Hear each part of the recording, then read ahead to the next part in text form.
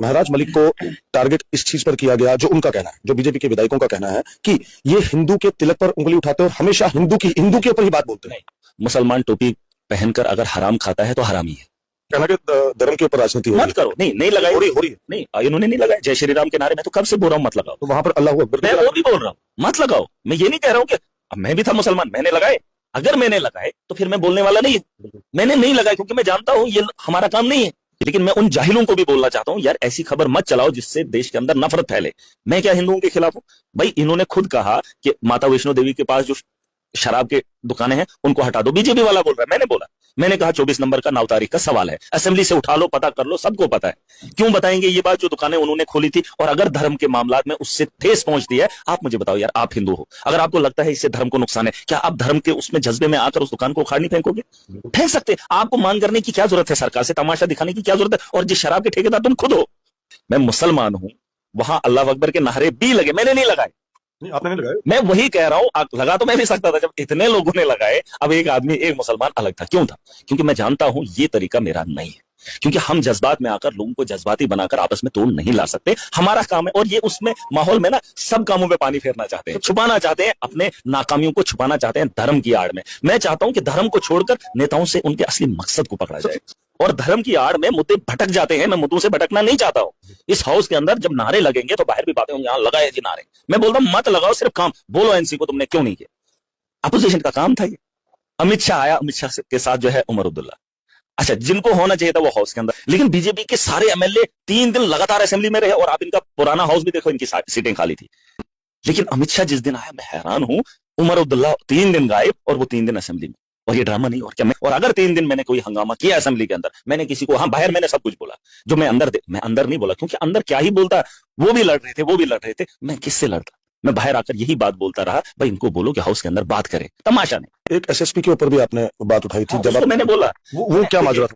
जब वो लोग बाहर से आ रहे थे, बाहर इतनी भीड़ थी, आपने देखा इतने लोग तो आज तक आए ही नहीं थे। मैंने जब भीड़ देखी, मैंने बोला ये क्या मसला है, ये इतने लोग क्यों हैं इधर हाउस के सीधा बाहर? तो उसने कहा इनको पास है। मैंने बोला पास है, हमला करने के लिए थोड़ी पास है, आपको रोकना पड़ेगा। आप क्या हमला करने के लिए जिसके पास पास होगा हमला करेगा?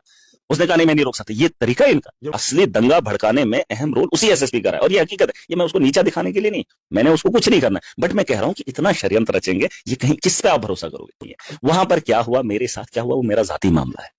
मैंने तो कभी कहा ही नहीं अपनी जात पे। मैं ये कह रहा हूं कि वो मुद्दों से भटकाना चाहते हैं। राजनीति इसी किस्म की होती है जिसको मैं नहीं देख सकता, ना हिंदू हो ना मुसलमान हो। और इस भर में ना रहे। मैंने टीका लगाने का पूरी वीडियो आपने देखी नहीं। देखिए, मेरी वीडियो जब भी डालते तो काट के डालते। मैंने कहा अगर तहसीलदार के दफ्तर में काम अच्छे से होता है, मुफ्त में होता है, हिंदू मुसलमान किसी का भी, जम्मू के अंदर और कश्मीर के अंदर अगर कोई करता है, किसी का आराम के साथ किसी भी दफ्तर के अंदर काम होता है, तो मैं हिंदुओं का गुनहगार।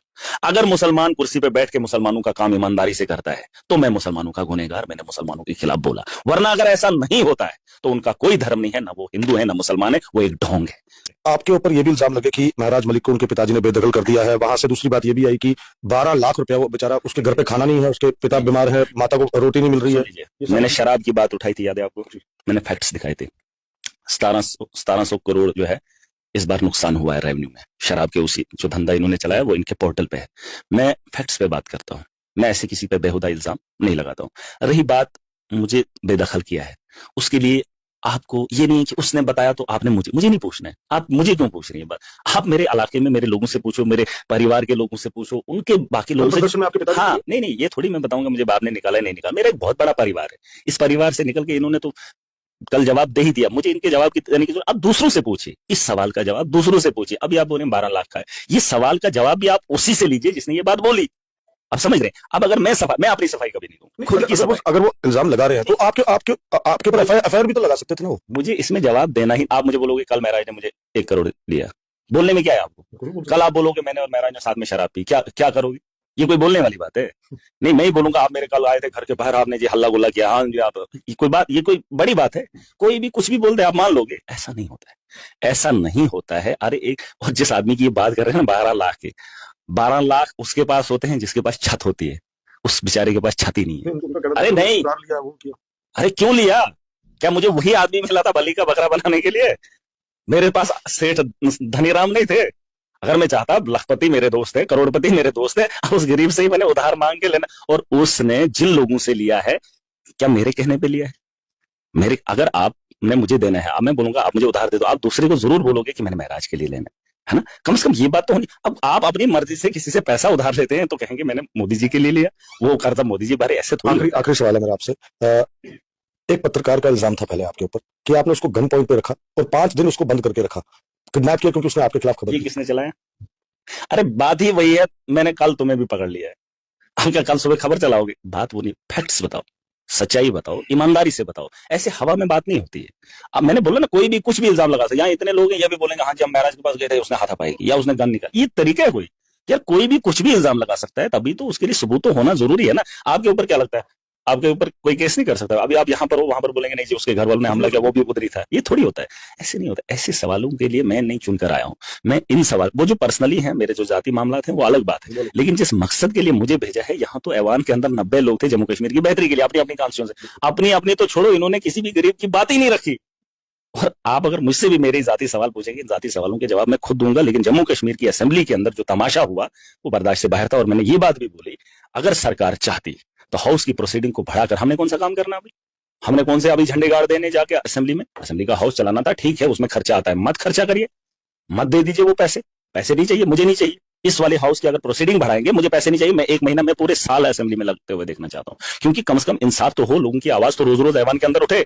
अब 1 महीने में दंगे हों, फसादात हों, 3 दिन हों, तो बाकी अब दलीलें कहां से दें? मैं चाहता हूं कि हाउस की प्रोसीडिंग को बढ़ाया जाना चाहिए था, जम्मू कश्मीर की आवाज को बुलंद करना चाहिए था और उस पर काम होना चाहिए था। फिर एक बार कह रहा हूं बीजेपी के लोगों को, देखिए आपको मैंडेट लोगों ने दे दिया है, अब धर्म 4 साल मत करिए, अब सिर्फ उन लोगों के साथ इंसाफ कीजिए। गांव के अंदर वीडीसी थी, देखिए सुन लीजिए, इन्होंने बंदूकें दी हैं हर गांव के अंदर। पहले आता था 18-18 हजार महीने का, इनसे 4 साल 5 साल पहले उस गांव के अंदर वो आता था कोई 54,000 के आसपास, ठीक है।